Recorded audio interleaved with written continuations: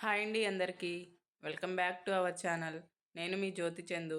అందరు ఎట్లున్నారు? మంచిగా ఉన్నారా? నేనైతే చాలా బాగున్నా. మీరు కూడా బాగుండాలని మనస్ఫూర్తిగా కోరుకుంటున్నా. ఈరోజు వీడియోలో ఏంటంటే ఎంతో స్పైసీగా టేస్టీగా ఉండే గోంగూర పచ్చిమిర్చి కర్రీ ప్రిపేర్ చేస్తున్నా. ఈ గోంగూర పచ్చిమిర్చి కర్రీ మనకి ఫ్రిడ్జ్లో పెట్టకున్నా అవసరం లేదు. బయట పెట్టినా కూడా ఎన్ని రోజులైనా సరే నిల్వ ఉంటుంది. కొంచెం కూడా ఖరాబ్ కాదు. ఈ గోంగూర పచ్చిమిర్చి కర్రీ ప్రిపేర్ చేయడానికి ముందుగా ఒక పావు కేజీ పచ్చిమిర్చి తీసుకొని వాటికైతే పైన తొడిమేలు ఉంటాయి కదా, అవి తీసేసుకొని శుభ్రంగా వాష్ చేసుకొని పెట్టుకోవాలి. గోంగూరలోకి అయితే కొంచెం కారం ఉన్న పచ్చిమిర్చి అయితేనే బాగుంటుంది. కారం లేనివి అయితే కొంచెం పుల్ల పుల్లగా అట్లనే ఉంటుంది. టేస్ట్ అయితే కొంచెం కారం ఉంటే స్పైసీగా చాలా బాగుంటుంది. అన్నిటికీ ఈ విధంగా తొడిమేలు తీసుకొని శుభ్రంగా వాష్ చేసుకొని కొంచెం తడి లేకుండా చూసుకొని చిన్న చిన్న ముక్కల్లాగా కట్ చేసుకోవాలి.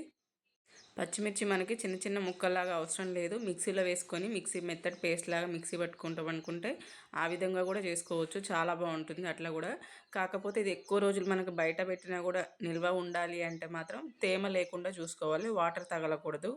కర్రీ ప్రిపేర్ చేసిన తర్వాత ఫ్రిడ్జ్లో కాకుండా బయట పెట్టుకోవాలనుకుంటే మాత్రం వాటర్ కూడా తగలకుండా చూసుకోవాలి. కొంచెం వాటర్ తగిలింది అనుకుంటే మాత్రం ఫ్రిడ్జ్లో పెట్టుకున్నా కూడా ప్రాబ్లం అయితే ఏం లేదు. ఖరాబ్ కాకుండానే ఉంటుంది. పచ్చిమిర్చి చిన్న చిన్న ముక్కల్లా కట్ చేసిన తర్వాత పక్కన పెట్టేసుకొని ఇప్పుడైతే గ్యాస్ స్టవ్ ఆన్ చేసుకొని మనం కర్రీ ప్రిపేర్ చేసుకోవాలనుకుంటున్న గిన్నె గ్యాస్ మీద పెట్టుకొని దాంట్లో అయితే నేను చూపించినాను కదా, ఒక టీ గ్లాసుడు ఆయిల్ అయితే వేసుకొని ఆయిల్ కొంచెం వేడైన తర్వాత ఇప్పుడు కట్ చేసి పక్కన పెట్టిన పచ్చిమిర్చి ముక్కలు ఉన్నాయి కదా, అవి వేసుకొని మంచిగా మగ్గనివ్వాలి. మనకు పచ్చిమిర్చి తొందరగా మంచిగా మగ్గాలి అంటే కొంచెం ఉప్పు వేసుకుంటే అవి అయితే తొందరగా మగ్గుతాయి. మూత పెట్టుకొని గ్యాస్ మంట మీడియం ఫ్లేమ్లో పెట్టి మంచిగా మగ్గనివ్వాలి.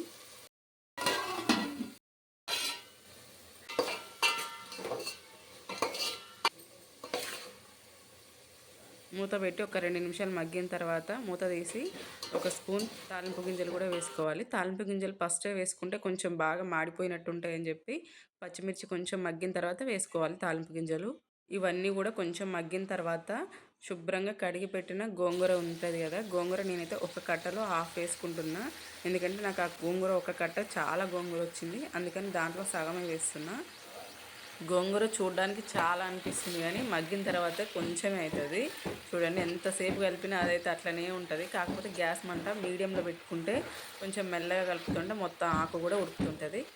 పచ్చిమిర్చి ఇట్లా ముక్కలు ముక్కల్లాగా కాకుండా మిక్సీ పట్టుకొని వేసుకోవచ్చు కూడా అని చెప్పిన కదా, దాంట్లో అయితే ఫస్ట్ గోంగూర మగ్గిన తర్వాత పచ్చిమిర్చి పేస్ట్ వేసుకోవాలి.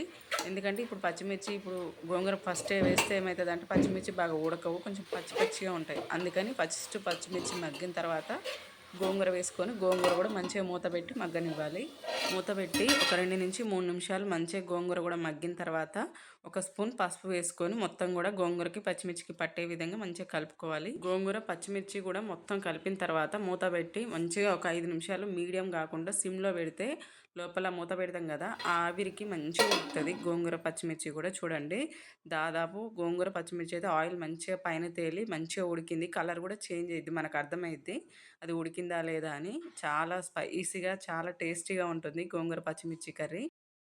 స్పైసీగా తినాలి అనుకునే వాళ్ళకైతే గోంగూర పచ్చిమిర్చి ఈ విధంగా ప్రిపేర్ చేసుకోండి, చాలా బాగుంటుంది. మీకు ఈ వీడియో నచ్చితే తప్పకుండా లైక్ చేయండి, షేర్ చేయండి, సబ్స్క్రైబ్ చేయండి, నా ఛానల్ని సపోర్ట్ చేయండి. Thank you.